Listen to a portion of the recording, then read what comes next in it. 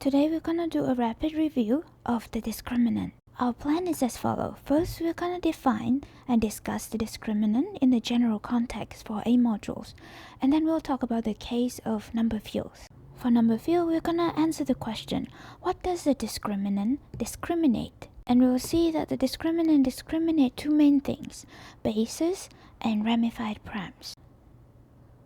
We'll talk about how to use the discriminant to find basis of L over K and also even integral basis of OL over OK. After that, we're going to show that the ramified primes are exactly those that divide the discriminant. This shows in particular that there could only be finitely many primes that ramify in the extension of algebraic number fields. So let us first start by defining the discriminant for the general case. We'll first define it as an element and then we'll define it as an ideal. Let's say B is a free A module of rank n. Then observe that multiplication by any element let b in B is going to be an A-linear map, so we can define its trace. Note that this trace is going to be an element of A because it's going to be a coefficient in the characteristic polynomial of B over A. Now this trace is going to induce a bilinear form defined this way. Now every bilinear form has an associated matrix once we fix a basis. Given a basis omega 1 omega n of B over A, the matrix of the bilinear form with respect to this basis has coefficient the value of the bilinear form at omega I omega j. However, this definition does not use the fact that this is a basis at all, so we can just define the corresponding matrix for any tuple.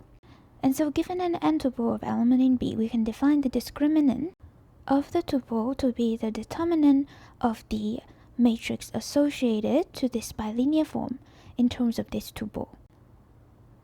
To be more precise, its ij coefficient is going to be given by the trace of the product of omega I with omega j. Observe that this determinant must lie inside A because all of its entry lie inside A. So the discriminant is an element of A. Now the next question is, how does a discriminant transform when we change to another tuple?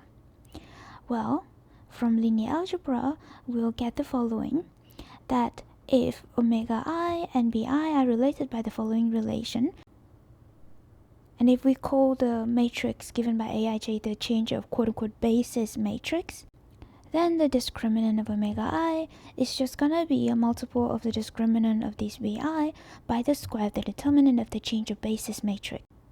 This can be checked by some simple linear algebra calculation. In general, this gives the formula for how the matrix of a bilinear form transform under a change of basis.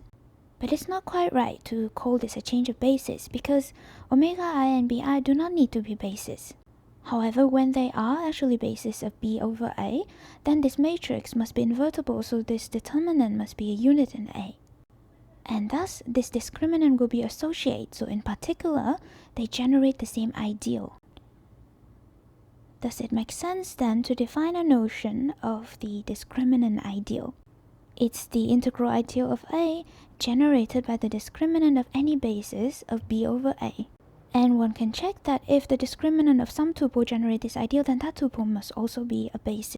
This is because if we take any other basis, then we see that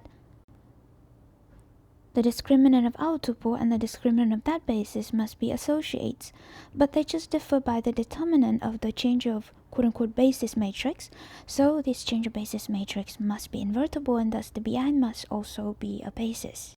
Now that's the story for discriminant of a general A module. Now let us move on to the case of number fields.